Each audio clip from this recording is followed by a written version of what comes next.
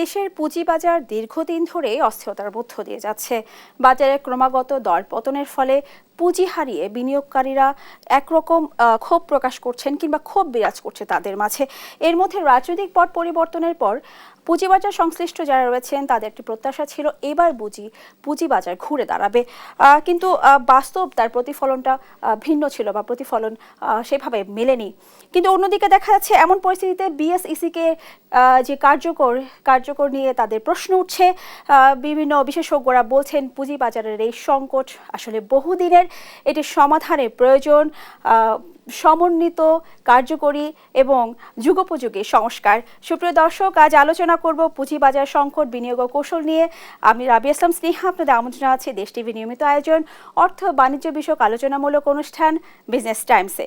আমাদের এই চমৎকার আলোচনাটি এগিয়ে নিতে আমাদের সাথে স্টুডিওতে দুজন সম্মানীয় অতিথি উপস্থিত রয়েছেন, একে একে পরিচিত হব তাদের সাথে। আমার প্রথমেই ডানে রয়েছেন জিয়াউর রহমান, সম্পাদক অর্থসূচক। এরপরে রয়েছেন মনির হোসেন, বিশেষ প্রতিনিধি দৈনিক যুগান্তর। আপনাদের দুজনকে স্বাগত জানিয়ে শুরু করছি আমাদের আজকের আয়োজন। আমি প্রথমেই যেতে চাই জনাব জিয়াউর রহমান, আপনার কাছে। আমি একটু আগেই বলছিলাম আসলে বর্তমান সময়ে পুঁজিবাজারের যে পরিস্থিতি কতটা সংকটের মুখে রয়েছে আমরা সবাই জানি। সেই ক্ষেত্রে আমি যদি বলি দেশের শেয়ার বাজার এখন আইসিইউতে আছে, আপনি আমার সাথে কতটা একমত কিংবা কিভাবে দেখছেন? না, আমি আপনার সাথে শতভাগই একমত। কারণ আইসিইউতে মানুষ থাকলে হয়তো আপনি পালস পাবেন, সবই পাবেন, কিন্তু স্বাভাবিক মানুষ বলতে পারবেন না। আমাদের পুঁজিবাজার নামকা অবস্থা একটা আছে, এখন কিছু ট্রেড হচ্ছে, কিছু প্রতিষ্ঠান আছে, কিন্তু একটা গতিশীল বাজার বলতে যা বুঝায়, পুঁজিবাজার বলতে যা বুঝায় সেই বাজারটা কিন্তু নাই। কাঠামোটা আছে, কিছুই নাই, এমন একটি অবস্থা। এবং আমরা এটা দেখছি যে দীর্ঘদিন ধরে আমাদের বাজারটা খারাপ অবস্থায়। এই 2010 সালের পরে এই বাজারে কখনোই একটা বড় একটা র্যালি হয়নি। মাঝখানে আমরা 21 সালের দিকে ছোটখাটো একটা র্যালি দেখেছিলাম, এবং সেটাও দুর্ভাগ্যজনকভাবে সেটি ছিল কৃত্রিমভাবে আরোপিত একটা কারসাজিমূলক একটা র্যালি ছিল। এরপর থেকে কিন্তু বাজারে আর প্রাণ ফিরে আসেনি। দুর্ভাগ্য হচ্ছে যে 2024 যে 5 আগস্টের যে আন্দোলন, সরকার পরিবর্তন, এর মধ্য দিয়ে একটা বড় সুযোগ আমাদের সামনে এসছে। এবং এই সুযোগের আমরা অনেক প্রতিফলন দেখেছি যে বাংলাদেশ ব্যাংকিং সেক্টর কিন্তু এক ধরনের শৃঙ্খলা ফিরিয়ে নিচ্ছে। আপনি জানেন যে কয়েকটি ব্যাংক একেবারে ধসে যাওয়ার মতো অবস্থা ছিল, সে ব্যাংকগুলো কিন্তু এখন মোটামুটি চলতে পারছে। আমি জানি না সাস্টেইন করবে কিনা, গভর্নমেন্ট এখন সময় নিয়ে হয়তো সেগুলোকে মার্জার অ্যাকুইজিশন কিংবা একসাথে করা সে ধরনের বিকল্প প্ল্যান করবেন, কিন্তু একটা আস্থার জায়গায় এসছে। একমাত্র ব্যতিক্রম হচ্ছে আপনি দেখেন আমাদের রপ্তানি আয় বাড়ছে, আমাদের রেমিটেন্স বাড়ছে, বড় বড় বিনিয়োগের রোড শো, এবং আমরা শুনছি যে চীনা বিনিয়োগকারীদের বড় গ্রুপ আসছে, এরকম অনেক কিছু আমরা আশাবাদী হওয়ার মতো চিত্র দেখছি। কিন্তু পুঁজিবাজার পুরো বিপরীত আচরণ করছে। আমরা সবসময় জানি যখন অর্থনীতি ভালো করে, যখন রিজার্ভ ভালো থাকে, যখন ব্যাংকিং সিস্টেম ভালো থাকে, তখন তার একটা ভালো রিফ্লেকশন পুঁজিবাজারে হয়, কিন্তু এখানে হয়নি তার। এবং এটি খুবই দুর্ভাগ্যজনক। এবং এটিকে অ্যাড্রেস করার জন্য যদিও প্রধান উপদেষ্টার নেতৃত্বে একটি মিটিং হয়েছে, কিন্তু সেটিকে এগিয়ে নেওয়ার জন্য যে ধরনের উদ্যোগ আয়োজন দরকার, রেগুলেটর পর্যায় থেকে অন্যান্য জায়গায় ফলো আপ দরকার, সেই জায়গাটিকে আমরা এখনও ঘাটতি দেখছি। তো এবং যদি এই জায়গাটা খুব দ্রুততম সময়ের মধ্যে কিছু উদ্যোগ না নেওয়া হয়, কার্যকর উদ্যোগ, সামনে বাজেট আছে, বাজেটটিকে অ্যাটলিস্ট যদি কাজে না লাগানো হয়, তাহলে আমরা মনে করি যে আসলে আপনি যে কথা বলছিলেন এই রোগীকে আসলে আইসিইউ থেকে বের করা যাবে কিনা, নাকি আরও অনেক দিন আইসিইউতে রাখতে হবে, সেটি নিয়ে আমাদের মনে সন্দেহ আছে। আপনাকে অসংখ্য ধন্যবাদ জনাব জিয়াউর রহমান। আমি প্রশ্ন রাখতে চাই জনাব মনির হোসেন আপনার কাছে। আমরা জানি যে কিছুদিন আগেই পুঁজিবাজারের কথা যদি বলি, এটির অবস্থা তো পুঁজিবাজার অনেকটা টালমাটাল অবস্থা, খুবই সংকটময় অবস্থাতে রয়েছে। কিন্তু কিছুদিন আগেই এই বিষয়টি নিয়ে আমাদের প্রধান উপদেষ্টা ডক্টর মোহাম্মদ ইউনূস একটি উচ্চপদস্থ সব লোকদের সাথে বৈঠক করেছেন। সেখানে 5টি নির্দেশনার কথা উনি বলেছেন। সেই নির্দেশনার মধ্যে একটি নির্দেশনা ছিল যে পুঁজিবাজার উদ্ধার করতে বিদেশি একজন বিশেষজ্ঞকে আনা হতে পারে বা আনা হয়েছে। এই বিষয়টি আপনি কতটা আশাবাদী বলে মনে করেন? ধন্যবাদ জানাচ্ছি আপনাকে।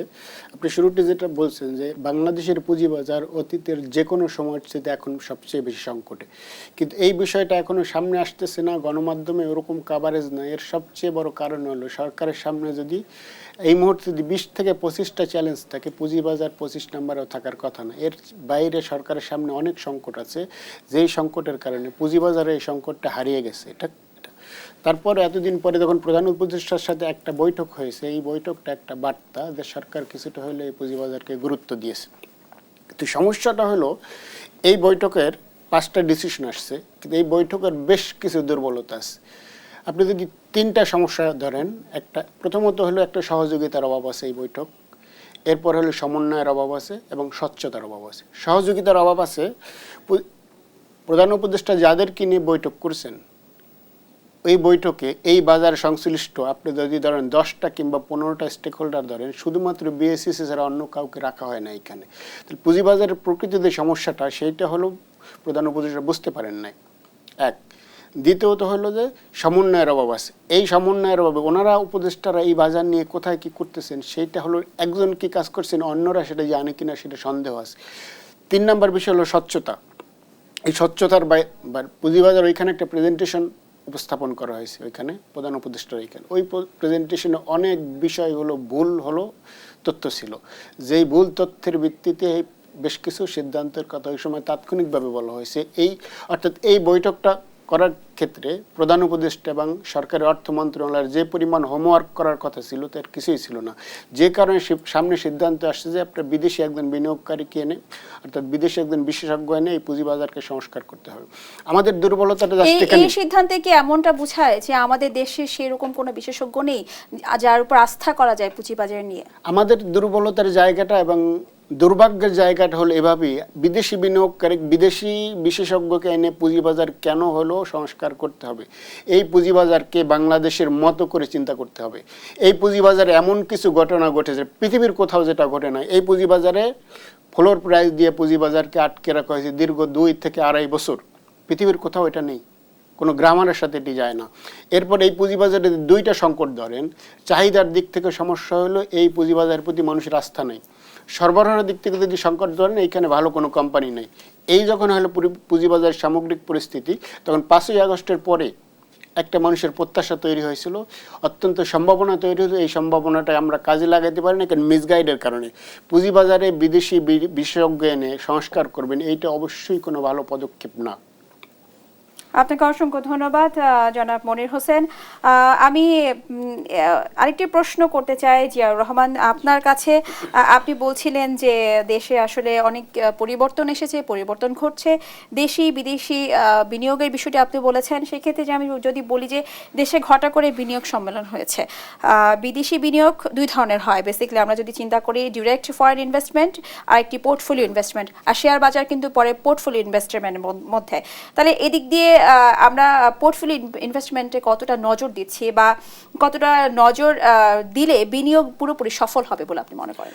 এটি আমাদের খুব দুর্ভাগ্য, যদিও সরকার সম্প্রতি একটা মিটিং করেছে, কারণ টানা দর পতনের কারণে বিনিয়োগের রাস্তায় নেমে এসছে, কিছু মিডিয়ায় এসছে, এক ধরনের চাপ তৈরি হয়েছিল। আমার মনে হয় যে সেই চাপটাকে রিলিফ করা এবং বোঝানো যে আমরা কিছু একটা করছি সেটির জন্য, কিন্তু কতটা ওন করে করছেন, কতটা বুঝে করছেন সেটি নিয়ে আমার সন্দেহ আছে। কারণ আপনি যে বিনিয়োগ সম্মেলনের কথা বললেন, এখানে নানা ধরনের প্রতিষ্ঠানের নানা ধরনের স্টেক হোল্ডার, বাংলাদেশের বিনিয়োগ সম্মেলনটা যেটা হয়ে গেল বিনিয়োগ বিডার উদ্যোগে, সেখানে কিন্তু নানা ধরনের স্টেক হোল্ডার, নানা ধরনের প্রতিষ্ঠানের স্টল ছিল, প্রেজেন্টেশন ছিল। আমরা পুঁজিবাজার নিয়ে আলাদা করে কোনো প্রেজেন্টেশন দেখিনি। ওখানে বিএসসিসি কিংবা অন্য কারো কোনো পর্যন্ত স্টল পর্যন্ত ছিল না যে আমি যে এই পুঁজিবাজারের জন্য বিদেশি বিনিয়োগকারীদেরকে আহ্বান করব, তাদেরকে আমার পুঁজিবাজারের শক্তিমত্তা, আমাদের পুঁজিবাজারের সম্ভাবনাগুলো তুলে ধরবো, একটা কানেক্ট করার জন্য দৃশ্যমান কিছু করব, সেই আয়োজনটা ছিল না।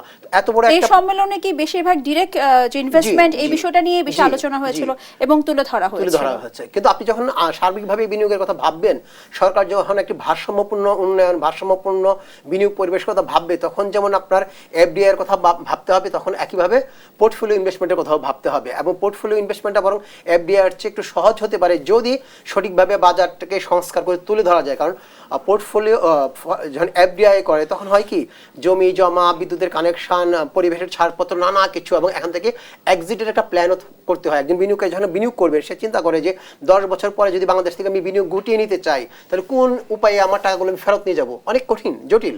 জমি বেচতে হবে, ফ্যাক্টরি বেচতে হবে, বা কিছু একটা করতে হবে। যদি পুঁজিবাজারকে আপনি শক্তিশালী করেন, তাহলে 2 দিক থেকে, এখন পুঁজিবাজার যারা পোর্টফোলিও ইনভেস্টমেন্ট করবে, এটা তো সহজ ব্যাপার। শেয়ার বাজার শেয়ার বিক্রি করলেন, আপনার টাকা কিন্তু ক্যাশ হয়ে গেল, আপনি নিয়ে চলে গেলেন, বাংলাদেশ ব্যাংকের একটা অ্যাপ্রুভাল লাগে, আপনি নিয়ে চলে গেলেন। আবার পুঁজিবাজারকে যদি আপনি শক্তিশালী করেন, গতিশীল করেন, তাহলে হবে কি, যারা এফডিআই এর জন্য আসে, ইন্ডাস্ট্রিতে বিনিয়োগ করতে চায়, তারাও চিন্তা করবে আমার তো একটা সহজ রাস্তা আছে এক্সিটের। আমি আমার কোম্পানিকে শেয়ার বাজারে নিয়ে যাব, তালিকাভুক্ত করব। আর যদি আমি কখনো মনে করি যে আমার বিনিয়োগ আমি প্রত্যাহার করবো, আমার শেয়ারটা আমি স্টক মার্কেটের মাধ্যমে অফলোড করে আমার টাকাটা নিয়ে যাব। তাহলে কি হচ্ছে, একটা শক্তিশালী স্টক মার্কেট কিন্তু আপনাকে এফডিআই বা প্রত্যক্ষ বিদেশি বিনিয়োগ সেটাকে আকর্ষণ করার ক্ষেত্রে একটা পজিটিভ ভূমিকা রাখে। এই যে জায়গাটা, এই যে ফিলোসফিক্যাল জায়গা এবং টেকনিক্যাল জায়গা, এই জায়গাটা আমাদের উপদেষ্টা বলেন কিংবা যারা নীতি নির্ধারক বলেন, অতীতের সরকারের মধ্যেও সেই জায়গায় ঘাটতি ছিল, এখনও একই রকম ঘাটতি আমরা দেখছি, যেটা আসলে একটা পরিবর্তিত সরকারের সময় একটা স্মার্ট সরকার আমরা মনে করি। ডক্টর ইউনূস নিজে একজন স্মার্ট ব্যক্তি, একটা গ্রামীণ ব্যাংক কি কোথায় একটি জায়গায় নিয়ে গেছে, ক্ষুদ্র ঋণকে একটা গ্লোবাল পর্যায়ে সামাজিক ব্যবসা কিংবা আপনি 3.0 যে কনসেপ্ট সেটাকে গ্লোবালি উনি জনপ্রিয় করেছেন। কিন্তু ওনার একটা সরকারের নেতৃত্বে পুঁজিবাজারের মতো একটি জায়গাকে আমরা জনপ্রিয় করতে পারছি না, আস্থার জায়গায় আনতে পারছি না, সেটি দুর্ভাগ্যজনক। এবং সেটির আমরা প্রতিফলন দেখেছি যে বিনিয়োগ সম্মেলনে সেটি হয়নি। আমরা আশা করি যে এই বাজারে যে সম্ভাবনা আছে সেই সম্ভাবনাকে কাজে লাগিয়ে বাজারকে সংস্কার করে সক্ষমতা বাড়িয়ে আমরা যদি বিদেশি বিনিয়োগ আনতে চাই, বিপুল পরিমাণ বিদেশি বিনিয়োগ আনার মতো সুযোগ কিন্তু আছে। আপনি জানেন যে সাংহাই স্টক এক্সচেঞ্জ আমাদের একটা স্টেক হোল্ডার, ঢাকা স্টক এক্সচেঞ্জের কি কৌশলগত বিনিয়োগকারী। আবার ওখানকার যে আরও একটি বড় স্টক এক্সচেঞ্জ, তারাও কিন্তু কৌশলগত বিনিয়োগকারী। তাদের কাছে শেয়ার বিক্রি করার উদ্দেশ্য, এবং তারা দুইটা স্টক এক্সচেঞ্জ বিশ্বের টপ 10 স্টক এক্সচেঞ্জের মধ্যে আছে। তার মানে কি, এইরকম দুইটি স্টক এক্সচেঞ্জ যেখানে আছে সেখানে তো বিদেশি বিনিয়োগকারীদের এমনিতে আস্থা থাকার কথা, আগ্রহ থাকার কথা। সে আগ্রহ আমরা আগে অতীতে আওয়ামী লীগ সরকারের সময় নানা অনিয়ম, দুর্নীতি, কাঠামোগত দুর্বলতা, লুটপাটের কারণে কাজে লাগাতে পারিনি। এখন যে সুযোগ তৈরি হয়েছে সেটি তো আসলে আমাদের এই যে সরকার তাদের যথাযথ মনোযোগের অভাবে আমার মনে হয় কাজে লাগাতে পারছি না। আপনাকে অসংখ্য ধন্যবাদ। আমি এরপরে যেতে চাই মনির হোসেন আপনার কাছে। আপনার কাছে প্রশ্ন রাখতে চাই, সেটি হচ্ছে একটু আগেই জিয়াউর রহমান বলছিলেন সরকারের সক্ষমতার বিষয় নিয়ে প্রশ্ন আসছিল। সেই ক্ষেত্রে দেখা যাচ্ছে আমরা জানি যে 5 আগস্টের পরিবর্তনের পরে অনেকেই অনেক আশাবাদী ছিলেন, বিশেষ করে পুঁজিবাজার নিয়ে অনেক আশাবাদী, এবং বলছিলেন ডক্টর ইউনূস কিন্তু নিজেও একজন অর্থনীতিবিদ, সেই হিসাবে কিন্তু তার কাছ থেকে অর্থনৈতিক দিকটা অনেকটা আমরা সকলে অনেকটা আশাবাদ। কিন্তু 8 আগস্টের দেখা যাচ্ছে যে আগে থেকেই পুঁজিবাজার অনেকটা তলানি অবস্থায় ছিল।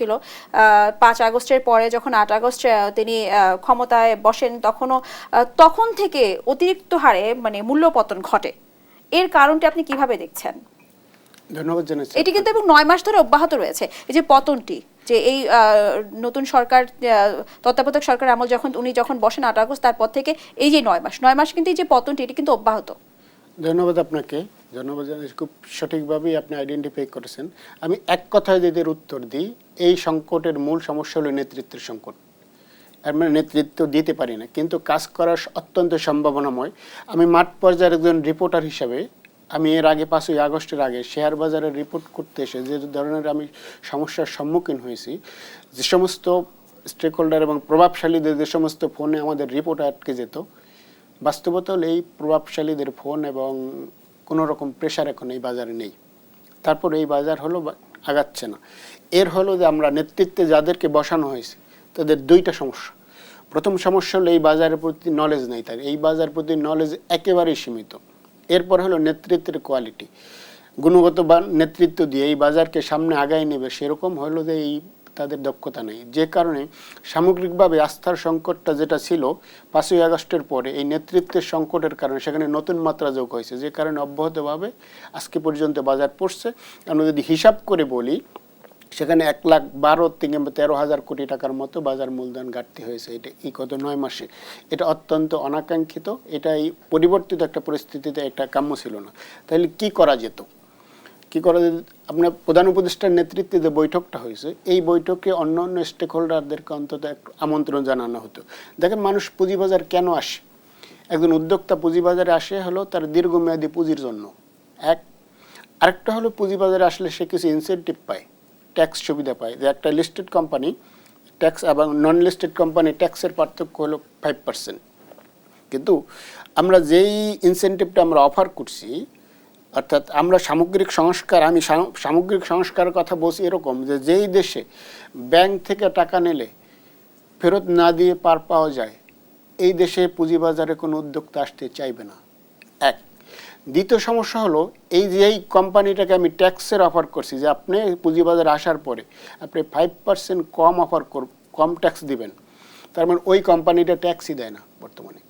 আমরা জানি প্রায় জয়েন্ট স্টকের নিবন্ধিত কোম্পানি হলো 3.5 লাখের উপরে, কিন্তু ট্যাক্স রিটার্ন সাবমিট করে 55,000। তার মানে এই যে বিশাল একটা গ্যাপ, ট্যাক্সের আওতার বাইরে থেকে যাচ্ছে, আর ব্যাংক থেকে টাকা না দিয়ে পার পেয়ে যাচ্ছে, এই সামগ্রিকভাবে আর্থিক খাতের একটা সংস্কার করা দরকার।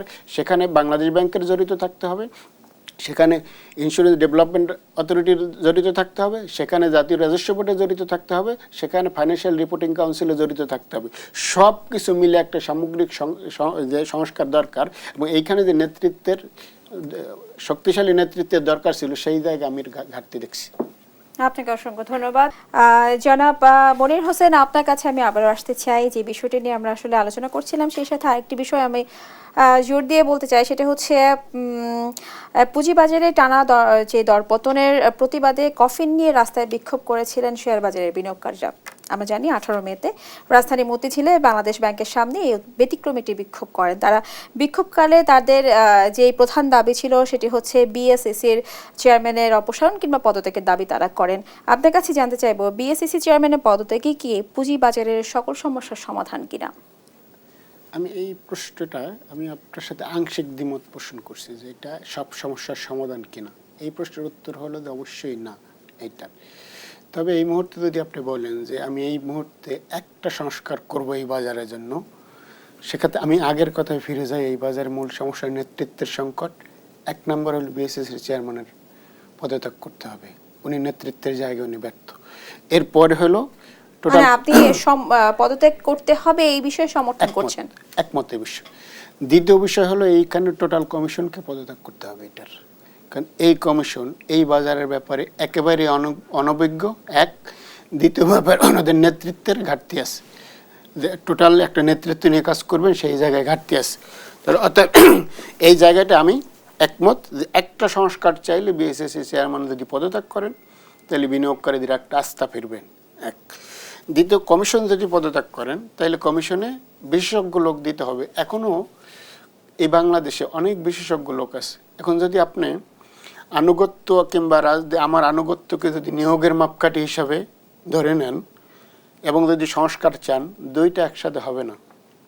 যারা কোয়ালিফাইড তারা আপনাকে তেলবাজি করবে না, তারা আনুগত্য ওইরকম আপনাকে, তারা হলো তাদের দক্ষতা দিয়ে কাজ করবেন। সেক্ষেত্রে বিএসইসি চেয়ারম্যানের দক্ষতার যথেষ্ট ঘাটতি আছে। আমি যদি বলি এটা যদি এর সাথে আমি যেমন সাম্প্রতিক সময় 2টা ডিসিশন, অনেক বড় ডিসিশন। একটা হলো যে ব্যাংকগুলো 6টা ব্যাংক তাকে একত্রিত করতে হবে, একীভূত করার সিদ্ধান্ত নিয়েছেন বাংলাদেশ ব্যাংক। অলরেডি 2 দিন আগে আপনারা দেখছেন সেটা বাংলাদেশ ব্যাংকের গভর্নর বলেছেন। এর বাইরে NBFI, non banking financial institution, এরকম হলে 20টা প্রতিষ্ঠানকে একত্রিত করবেন চাইছেন। এই 20 আর 6 26টা প্রতিষ্ঠান। এই 26টা প্রতিষ্ঠানই শেয়ার বাজারে হলো লিস্টেড কোম্পানি। এর সাথে বিনিয়োগকারী জড়িত আছে, এর সাথে বিশাল মানুষের কর্মসংস্থানে জড়িত আছে, এর সাথে অর্থনীতির গ্রোথের ব্যাপার আছে।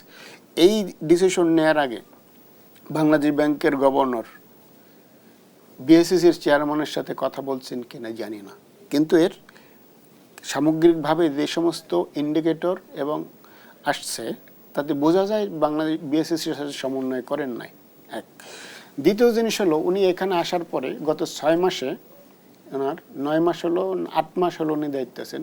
গত 6 মাসের চেষ্টা ছিল ওনার চেয়ারটাকে দখল করা, চেয়ারটাকে কীভাবে রাখা, চেয়ারটাকে কীভাবে ঠিক থাকে এইটার জন্য উনি চেষ্টা করছেন। এইটার জন্য চেষ্টা করতে এসে অহেতুক কিছু কাভারেজ নেওয়ার চেষ্টা করছেন। বেশ কিছু কোম্পানিকে জরিমানা করছেন।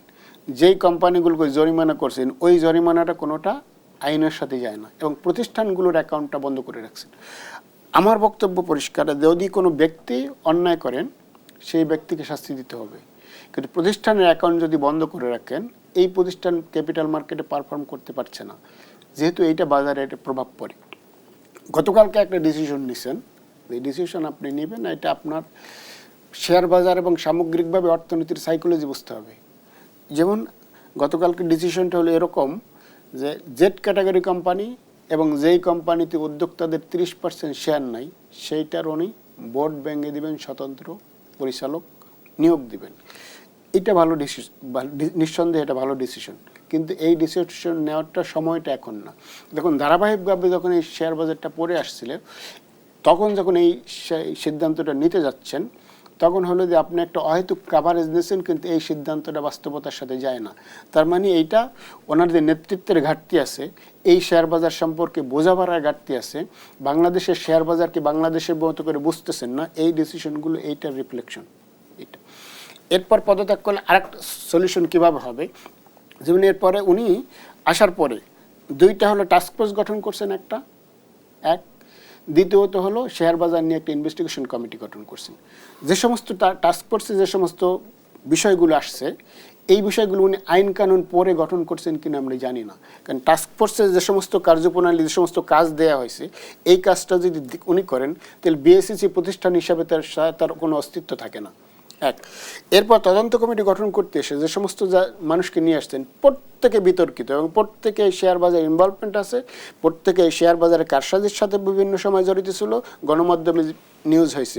কারণ এই লোকগুলোকে যখন আপনার, কারণ নিয়োগ দেওয়ার অন্যতম কারণ হয়তো বা ওনার আনুগত্য, ওনার প্রতি লয়াল আছে কোনো কারণে, অথবা কোনো কারণে রিলেটেড আছে, সেইটার কারণে উনি হলো এটি নিয়োগ দিয়েছেন, যেটা শেয়ার বাজারে ওভারঅল বাজার হলে ইম্প্যাক্ট পড়ছে নেতিবাচক।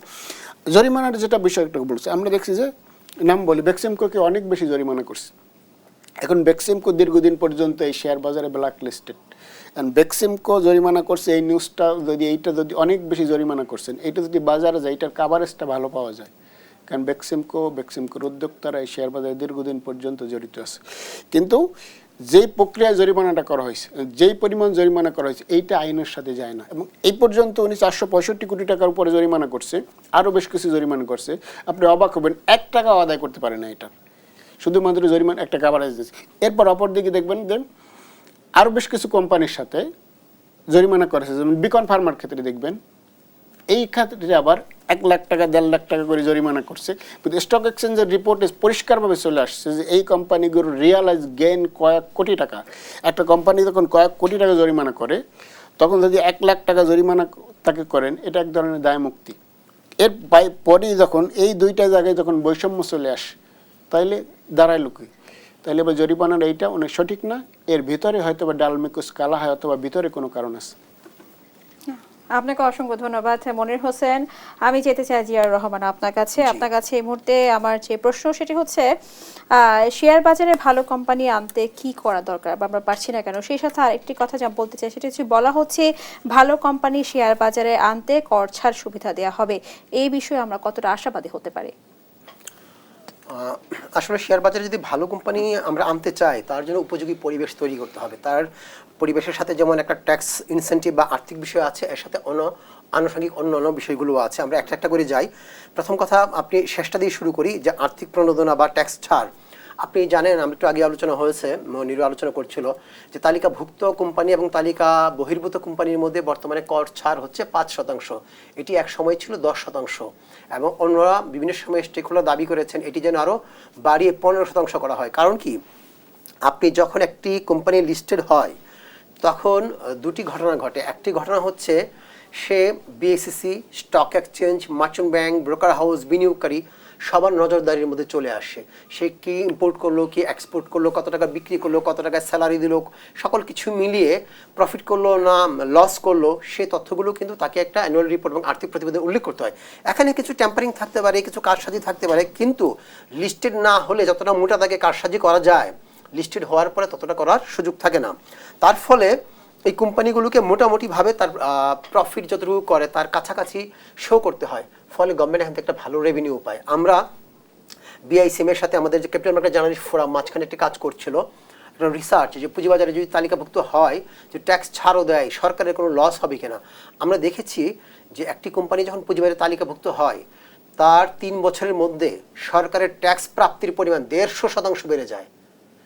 কারণ কি, এই যে বললাম, স্বচ্ছতা বাড়ে, ফাঁকি দেওয়াটা কমে যায়। আরেকটি হলো, সে যে টাকাটা তুলে এখান থেকে বাজার থেকে, তাকে তো সে এক্সপানশন করে ব্যবসা, নতুন এক্সপানশন মানে হচ্ছে প্রোডাকশন বেশি বাড়বে, তার এক্সপোর্ট হবে কিংবা লোকাল মার্কেটে বিক্রি হবে, সেই প্রোডাক্টের উপরে সরকারকে ইম্পোর্ট ডিউটি দিবে, ট্যাক্স দিবে, ভ্যাট দিবে, সব কিছু মিলে সরকার কিন্তু লাভবান হয়। সুতরাং আমরা মনে করি যে সাময়িকভাবে আমার কিছু লস হচ্ছে, এটা মনে না করে এনবিআর উচিত হচ্ছে দীর্ঘমেয়াদে সরকারের লাভ হবে, দেশের লাভ হবে, পুঁজিবাজারের লাভ না শুধু, এভাবে চিন্তা করা। এবং সেটি যদি চিন্তা করা হয়, তাহলে 10% বা 15% যদি ট্যাক্স ছাড় দেওয়া হয়, তাতেও কিন্তু সরকারের দীর্ঘমেয়াদে কোনো লস নাই, সরকারের লাভ হবে। কারণ কি, এই কোম্পানিগুলোর কাছ থেকে ছাড় দিয়ে যতটুকু লস করবে তার চেয়ে অনেক বেশি টাকা রেভিনিউ পাবে স্বচ্ছতার জন্য, জবাবদিহিতার কারণে। আর আরেকটি হচ্ছে যে 5%-এ অনেক কোম্পানি আগ্রহী হয় না। প্রথমত, যে কোম্পানিগুলো অনিয়ম করে, দুর্নীতি করে, অনেক বছর আগে যখন আমি রিপোর্টিং করতাম, একটা কোম্পানির উদ্যোক্তার সাথে কথা হচ্ছিল। সে বললো, ভাই খুব চিন্তায় আছি, আইপিওতে দেওয়ার আগে তো ওয়েবসাইটে দিতে হয়, আমাদের কোম্পানির প্রসপেক্টাস দিতে হয়, মানে সব তথ্য সব জানা যায়। আমার আইপিও যদি পাস না হয় তাহলে আমার লস হয়ে গেলো। আমি ভাই একটু লস হয়ে গেলো, জানলে কি দূর এটা বুঝেন না। আমার না জানলে তো আমি এনবিআর যেমনি সেমনি বুঝাইতে পারতাম, কিন্তু একবার যখন দেখে ফেলবে তখন তো আমি এটা বুঝাইতে পারবো না। আপনি বুঝছেন? তার মানে অসাধু উদ্যোক্তারা সবসময় চেষ্টা করে বাজারে না আসতে। তো সে তো এই 5%-এর কর ছাড়া তার পোষাবে, তার চেয়ে বেশি ফাঁকি ওখানে দেয়।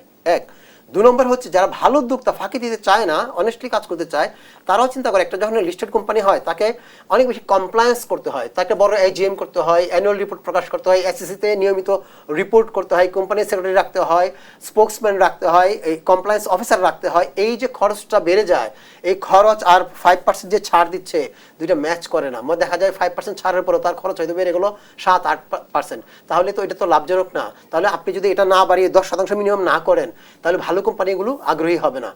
আর খারাপ কোম্পানির ক্ষেত্রে যেটা করতে হবে, আপনাকে দুইটা কাজ করতে হবে। আপনি যেমন ট্যাক্স ছাড় দিবেন, পাশাপাশি আপনি ফিনান্সিয়াল রিপোর্টিং কাউন্সিল যেটা আছে, ওটার মাধ্যমে আপনি এদেশের অডিটিংয়ের মান, অ্যাকাউন্টিংয়ের মান, সেগুলো এনশিওর করতে হবে, যেগুলো যেন ফাঁকি না দিতে পারে, টেম্পারিং না করতে পারে। একটা লাভজনক কোম্পানি ফাঁকি দিয়ে, লোকসান দেখে সরকারকে ফাঁকি দিল, এই সুযোগ না নিতে পারে। এবং তাদেরকে যারা কারসাজি করে, যারা হেল্প করে, অনেক সময় অসাধু কিছু চার্টার্ড অ্যাকাউন্টেন্সি প্রতিষ্ঠান, তারা যদি এই ধরনের অ্যাক্টিভিটিসের সাথে যুক্ত হয়, প্রমাণ পাওয়া যায়, তাদের বিরুদ্ধে যেন ফৌজদারি মামলা করে দৃষ্টান্তমূলক শাস্তি দেওয়া যায়। তা এটা যদি হয়, যখন দেখবে যে আমি পুঁজিবাজারে না আসলেও তো আমার লাভ নয়, আমি তো ট্যাক্স ফাঁকি দিতে পারছি না, তাহলে বরং বাজারে যাই, গিয়ে আমি ট্যাক্স 5% বা 10% যে ছাড় আছে কাজে লাগাই, তাহলে একটা গ্রুপ আসবে। আর আরেক কিছু বিষয় আছে। একটি বিষয় হচ্ছে, একটি বাজারে যখন তেল, ঘিয়ের দাম একরকম হয়ে যায়, তখন যিনি ঘি বিক্রেতা, উনি কিন্তু এই বাজারে আসতে চাইবে না, যে আমার তো ঘিয়ের উৎপাদন খরচ বেশি, অনেক বেশি পরিশ্রম, তো আমি তেলের দামে ঘি কেন বিক্রি করবো?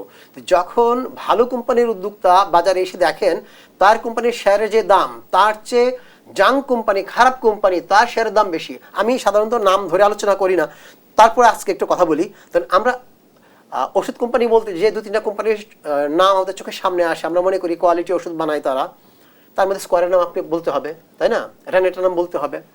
তো স্কোয়ারের শেয়ারের দামের চেয়ে যদি বিকন ফার্মার শেয়ারের দাম বেশি হয়ে যায়, স্কোয়ারের মালিকের মনে কিন্তু এই ভাবনা আসতেই পারে যে এই বাজারে গিয়ে লাভ কি, পাবলিক তো আমার মর্যাদা নষ্ট করলো, আমার মুক্ত রইল না, আমার ভালো কোম্পানি ভালো ডিভিডেন্ড দেয়, আমরা ফাঁকি দিই না গভর্নমেন্টকে, বা আমরা বিনিয়োগকারীকে ফাঁকি দিই না, শেয়ার হোল্ডারকে নিয়মিত ডিভিডেন্ড দিয়ে যাচ্ছি, ভালো ডিভিডেন্ড দিয়ে যাচ্ছি, আমার শেয়ারের দাম যা, আর যে লোকটা 5% দেয়, 10% দেয়, কোনো বছর দেয় না, তার শেয়ার দাম আমার চেয়ে বেশি, ভাই এটা কোন ধরনের বিচার? এই বাজারে আমার গিয়ে লাভ কি? এটা একটা বিষয়। আপনাকে অসংখ্য ধন্যবাদ জিয়াউর রহমান। আমরা আবার আলোচনায় ফিরবো। আমরা যে আলোচনায় ছিলাম, আমি ফিরতে চাই জনাব জিয়াউর রহমান আপনার কাছে। আমার শেষ প্রশ্ন, আমরা খুব অল্প সময়ের মধ্যে স্বল্প পরিসরে জানতে চাইবো, সেটা হচ্ছে এই যে সংকট থেকে আসলে উত্তরণের উপায় কি? উত্তরণের উপায় হচ্ছে আসলে সরকারকে কার্যকর উদ্যোগ নিতে হবে, এবং কার্যকর উদ্যোগ একটা প্রধান উপদেষ্টা মিটিং করেছেন। আমরা মনে করি যে এরকম একটা মিটিংয়ের আয়োজন করতে হবে, যেখানে স্টেক হোল্ডাররা থাকবে, স্টক এক্সচেঞ্জের প্রতিনিধি থাকবে, ব্রোকারদের প্রতিনিধি থাকবে, মার্চেন্ট ব্যাংকের প্রতিনিধি থাকবে, ওখানে অ্যাসেট ম্যানেজমেন্ট কোম্পানির প্রতিনিধি থাকবে। তাহলে তাদের যে প্র্যাকটিক্যাল সমস্যাগুলো, তারা যেটা ভেতর দিয়ে যাচ্ছেন, সেই সমস্যাগুলো তুলে ধরতে পারবেন, এবং তাদের দিক থেকে সুপারিশগুলো সরকার বুঝতে পারবেন। মাঝখানে যে মিটিংটা হয়েছে, রেগুলেটর, যে বললাম যে রেগুলেটর নিজেই তো আসলে বাজারটা ওইভাবে বুঝতে পারছে না। বর্তমান যে কমিশনার আপনি চেয়ারম্যানরা আছেন, তাদের নিজেদের মধ্যে এক ধরনের ঘাটতি আছে বোঝাপড়ার বাজার সম্পর্কে। সে তার দৃষ্টিভঙ্গিতে এক ধরনের একপাক্ষিক বক্তব্য তুলে ধরেছেন, তার আলোকে প্রধান উপদেষ্টা কিছু নির্দেশ দিয়েছেন। তো আমরা মনে করি না যে এই নির্দেশনার মাধ্যমেই বাজার ঠিক করা সম্ভব। সুতরাং সকল স্টেক হোল্ডারের সমন্বয়ে একটি মিটিং করে ওখান থেকে কিছু পলিসি নিতে হবে। 1, 2 নম্বর, সামনে বাজেট আছে, বাজেটে কিছু পুঁজিবাজারের অনুকূল কিছু সিদ্ধান্ত নিতে হবে, যেটা আমরা বলছি ভালো কোম্পানি লিস্টেড করার জন্য কিছু আর্থিক ছাড় দেওয়া, কিংবা ডাবল ট্যাক্সেশন, ট্রিপল ট্যাক্সেশন হয়। আপনার বিনিয়োগকারী একটি কোম্পানি একবার তার প্রফিটের উপরে কিন্তু ট্যাক্স দিচ্ছে, ট্যাক্স দেওয়ার পর নেট মুনাফা হয়, সেই মুনাফার উপর ডিভিডেন্ড দিচ্ছে, ডিভিডেন্ড দেওয়ার সময় কিন্তু আবার ট্যাক্স অ্যাট সোর্স কেটে রাখছে, যে বিনিয়োগকারীর কাছ থেকে কিন্তু আগেই টাকা কেটে রাখছে কোম্পানি। আবার এই বিনিয়োগকারী যে টাকা পাচ্ছেন, টোটাল ইনকামের সাথে তার অন্যান্য খাতের ইনকামের সাথে এই বাজারের ইনকাম মিলে যে টাকা হচ্ছে, দেখো তার জন্য আপনাকে ট্যাক্স দিতে হচ্ছে। তাহলে একই কোম্পানির একটা মুনাফার উপর আপনি 3 জায়গায় ট্যাক্স দিলেন। এরকম যদি হয়, তাহলে মানুষ বাজারে বিনিয়োগ করতে চাইবে কেন? সুতরাং এই জায়গাটা একটু দেখতে হবে। দ্বিতীয়ত হচ্ছে এসএসসির সক্ষমতা বাড়াতে হবে।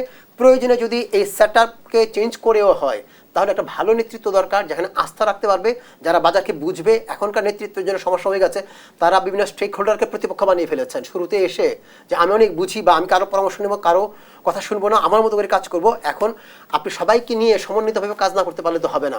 ইভেন তার নিজের প্রতিষ্ঠানের ভেতর কর্মকর্তা কর্মচারীরা তার পদত্যাগ চেয়ে মাঝখানে আন্দোলন করেছে, মামলা করেছে, ছাঁটাই করেছে। যাদেরকে ছাঁটাই করা হয়নি আছেন, কিন্তু তাদের মন থেকে কিন্তু দুঃখ ভয় দূর হয়নি। একটা অ্যাটমসফিয়ার ক্রিয়েট করতে হবে। আর আমি আরেকটা কথা বলবো যে এই কমিশন কিছু শাস্তিমূলক ব্যবস্থা নিচ্ছে। আমরা মনে করি অপরাধীদের শাস্তি দেওয়া দরকার, কিন্তু গণহারে নাম জাহির করার জন্য, প্রচারের জন্য না করে কয়েকটা কেস ধরে সত্যিকার অর্থের জন্য আমরা দৃষ্টান্তমূলক শাস্তি দিতে পারি। আপনি যদি দেখেন ভারতে একজন কারসাজিকারী হর্ষদ মেহতা, নাম শুনে থাকবেন, তার জীবন গিয়েছে জেলে পচে। জনাব জিয়াউর রহমান, আপনাকে অসংখ্য ধন্যবাদ। আমরা যেতে চাই মনির হোসেন আপনার কাছে একই প্রশ্ন আপনার কাছে রাখবো যে আমাদের আসলে এই সংকট থেকে উত্তরণের উপায়, সেই সাথে বলবেন বিনিয়োগের পরিবেশ আমরা কিভাবে সৃষ্টি করতে পারি, সংক্ষিপ্ত আকারে শুনতে চাই। ধন্যবাদ জানাচ্ছি আরেকবার। সবার আগে আমি যেটা বলবো যে সমস্যাটা চিহ্নিত করতে হবে। এই শেয়ার বাজারে যে সমস্যা, বিনিয়োগকারীরা যে সমস্যা বুঝতেছে, সেটা সরকারের নীতি নির্ধারক এখনো চিহ্নিত করতে পারে না। সমস্যা যদি আপনি রোগ নির্ণয় না করতে পারেন, সেখানে আপনি ওষুধ দিতে পারবেন না। আমি সুনির্দিষ্টভাবেই বলবো 3 ধরনের পদক্ষেপ। স্বল্পমেয়াদী যদি আপনি পদক্ষেপ বলেন, সবার আগে নেতৃত্বের পরিবর্তন। এরপরে সামনে বাজেট আছে, বাজেটে বেশ কিছু পদক্ষেপ নিতে হবে। এমন কিছু ইনসেন্টিভ দিতে হবে যে ইনসেন্টিভগুলো শেয়ার বাজারের বিভিন্ন কোম্পানিগুলো না পায়, শুধুমাত্র বিনিয়োগকারীদের সাথে সংশ্লিষ্ট, এর মাধ্যমে বিনিয়োগকারীর সুবিধা পায়, এরকম কিছু সুবিধা দিতে হবে। এর আগে বিভিন্ন সুবিধা দেওয়া হয়েছে, যে সুবিধাটা বিনিয়োগকারীরা পায় নাই, মধ্যস্থ থেকে প্রতিষ্ঠান তারা পায়, গেমলাররা পায়, কারসাজির সাথে জড়িত তারা পেয়েছে। এটা হল স্বল্পমেয়াদী পদক্ষেপ। মধ্যমেয়াদী যদি আপনি পদক্ষেপ বলেন, এই বাজারে ভালো কোম্পানির শেয়ার বাড়াইতে হবে। অনেক সরকারের কাছে অনেক বড় বড় কোম্পানি আছে, যেগুলো যেমন ব্যাংকগুলো ধরেন, সোনালী ব্যাংক, অগ্রণী ব্যাংক, এগুলো হলো বড় বড়, এখন শেয়ার বাজারে লিস্টেড না। এই শেয়ার বড় প্রতিষ্ঠানগুলো যদি আসে, এরপর সরকারি বিদ্যুৎ খাতের অনেক কোম্পানি আছে, আইটি খাতের কোম্পানি আছে, এগুলো যদি শেয়ার বাজারে আসে, তাহলে বিনিয়োগকারীদের এক ধরনের আস্থা সৃষ্টি হবে। দীর্ঘমেয়াদী যদি আপনি পদক্ষেপ ধরেন, শেয়ার বাজারের সমস্ত স্টেক হোল্ডারদের সাথে বৈঠক করে সম্মিলিত আলোচনার মাধ্যমে এমন একটা নীতি কাঠামো করতে হবে, যেটার মধ্যে সব স্টেক হোল্ডাররা থাকবে। এর মধ্যে বাংলাদেশ ব্যাংক থাকবে, এর মধ্যে আইডিআরএ থাকবে, এর মধ্যে এফআরসি থাকবে, এর মধ্যে বিএসইসি থাকবে। এই সমস্ত প্রতিষ্ঠানগুলোর মাধ্যমে এমন একটা নীতিমালা করতে হবে, যাতে প্রতিষ্ঠানগুলোর সাথে নিয়মিত সমন্বয় হয়, এবং এর মাধ্যমে ধরেন যে ট্যাক্স সুবিধাটা এখন যেটা হইতেছে, যে বাজারে একটা কোম্পানি এনবিআর ট্যাক্স রিটার্ন দেয়, তখন সম্পদ দেখে একরকম, ব্যাংকে লোন দেয় তখন লোনের জন্য তখন আর এক রকম দেখায়, এবং এ যখন শেয়ার বাজারে যখন বিনিয়োগকারীদের যখন তথ্য, তখন আর এক রকম দেখায়। এই যে একটা বিশাল ঘাটতি, এইটা ঘাটতিটা দূর করার জন্য সম্মিলিত একটা নীতিমালা করতে হবে। আপনাকে অসংখ্য ধন্যবাদ মনির হোসেন, সেই সাথে আরেকবার ধন্যবাদ জানাচ্ছি জিয়াউর রহমান, আপনাদেরকে, আপনাদের দুজনকে আরো একবার ধন্যবাদ জানাচ্ছি। সুপ্রিয় দর্শক, আমাদের বিজনেস টাইমস এই পর্যন্তই। দেখা হবে পরবর্তী পর্বে, থাকবো নতুন কোনো বিষয় এবং আলোচনা নিয়ে। সেই পর্যন্ত ভালো থাকুন, সুস্থ থাকুন। ধন্যবাদ সবাইকে।